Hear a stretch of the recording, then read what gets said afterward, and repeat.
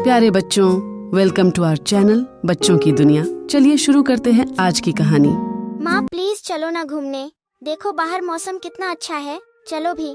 तुम हमेशा ही जिद करते हो जो ठीक नहीं है। हम शाम को चलेंगे, अभी बड़े जानवर शिकार की तलाश में घूम रहे होंगे। माँ आप हमेशा ही फालतू में डरती रहते हो, जंगल सबका है, आपके डर की वजह से हम कहीं नहीं जा पाते। डर और सावधानी बरतने में बहुत फर्क होता है। जैसे बहादुरी और बेवकूफी में बहादुर हमेशा सोच समझकर चलता है और बेवकूफ जलती आग में कूदने जैसे फैसले लेते हैं। ठीक है, मैं अकेला ही चला जाऊंगा फिर, आप तो सुनती ही नहीं। बच्चे की जिद से माँ को बेवक्त घूमने जाना पड़ा। दोनों निकल गए। वाकई मौसम तो बहुत सुहावना था। ठंडी हवा, बहता पानी, सुंदर जंगल किसी स्वर्ग जैसा ही लग रहा है। छोटू बहुत एंजॉय कर रहा है, पर माँ की आंखें चारों तरफ सतर्कता से दौड़ रही हैं।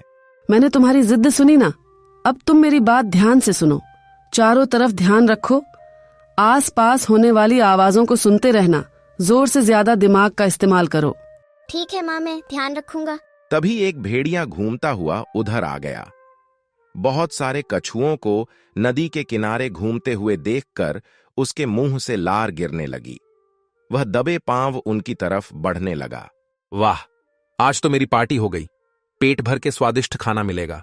लेकिन माँ ने भेड़िए की छाप सुन ली। उसने चिल्लाकर सबको सावधान कर दिया। सब कछुए फटाफट पानी की तरफ भाग लिए, पर यह जिद्दी बच्चा छोटा होने की वजह से पीछे रह गया।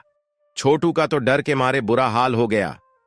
हा, छोटू कहां भाग रहे हो? भेड़ियों से बचना मुश्किल ही नहीं, नामुमकिन है। थर थर कांपते हुए उसने खुद को अपने फौलादी खोल में छुपा लिया। भेड़िए ने खोल को तोड़ने की बहुत कोशिश की, पर नाकाम रहा। देखता हूं कितनी देर इस खोल में छिपे रहोगे, कभी तो बाहर आओगे। खोल के अंदर छोटू को अपनी माँ की कही बातें याद आ रही थीं कि जोर से ज्यादा अक्ल का इस्तेमाल करना। सुनिए भेड़िया जी, आप तो बहुत ही भोले लग रहे हो। पगला गए हो क्या? भेड़ियों से चतुर कोई नहीं हुआ आज तक। तो फिर आपको ये कैसे नहीं पता कि जब हमारा खोल सूखा होता है तो ये किसी पत्थर से कम नहीं होता। अगर इसे पानी में भिगो दो तो ये नरम पड़ जाता है। ओह माँ, ये क्या बता बैठा, अब तो मारा गया मैं। तुम तो बहुत ही बेवकूफ हो। भेड़िए ने कछुए को पकड़ा और नदी के पानी में डाल दिया। जैसे ही कछुआ पानी में गया, उसने जोर लगाया और उसके हाथों से फिसलकर गहरे पानी में चला गया। जब सुरक्षित दूरी तक पहुंच गया तो बोला, वैसे तो भेड़िए बहुत चतुर होते हैं, पर कभी कभी मेरे जैसे छोटू उनको बेवकूफ बना देते हैं। अब चलता हूँ, माँ इंतजार करती होंगी। भेड़िया अपनी बेवकूफी से शर्मिंदा और गुस्सा वहीं खड़ा रह गया। तो देखा बच्चों, जरा सा हौसला और दिमाग का इस्तेमाल हमें कितनी बड़ी मुसीबत से बचा सकता है। तो हमेशा जोर से ज्यादा अक्ल से काम लो। मुझे यकीन है कहानी आपको पसंद आई है, तो प्लीज इसे लाइक और शेयर जरूर करें।